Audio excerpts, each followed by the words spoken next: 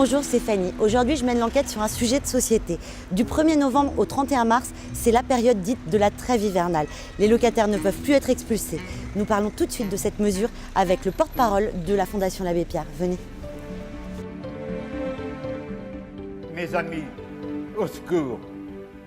Une femme vient de mourir gelée cette nuit à 3 heures sur le trottoir du boulevard Sébastopol, serrant sur elle le papier par lequel, avant-hier, on l'avait expulsée.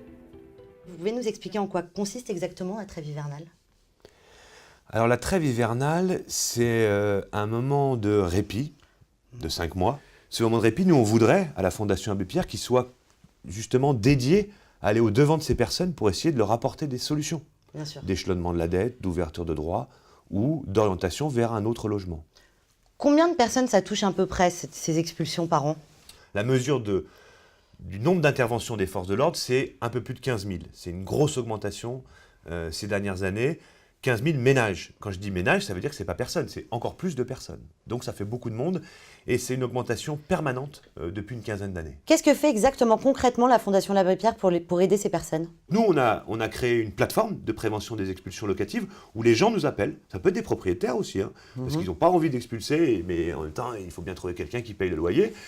Et donc, on appelle cette plateforme, nous on a des bénévoles qui répondent et qui vont orienter vers des lieux d'accès au droit en leur disant, alors d'abord on vous donne les premiers conseils, par exemple, n'arrêtez pas le paiement, c'est une erreur parce que vous allez vous faire expulser. Il y a le droit au logement opposable et après on peut les orienter vers des associations qui font des permanences d'accès au droit. Bien sûr. Et ça c'est très important.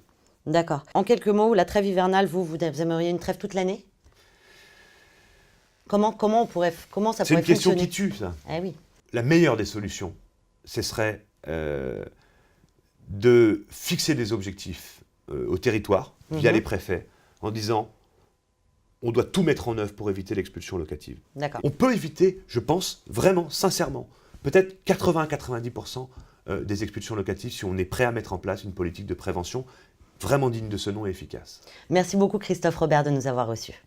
Toi qui souffres, qui que tu sois, entre, dors, mange, reprends espoir. Ici, on t'aime. En conclusion, la trêve hivernale, c'est un combat qui recommence chaque année, aussi bien pour les propriétaires que pour les locataires. En tout cas, merci l'abbé pour ce que tu nous as laissé.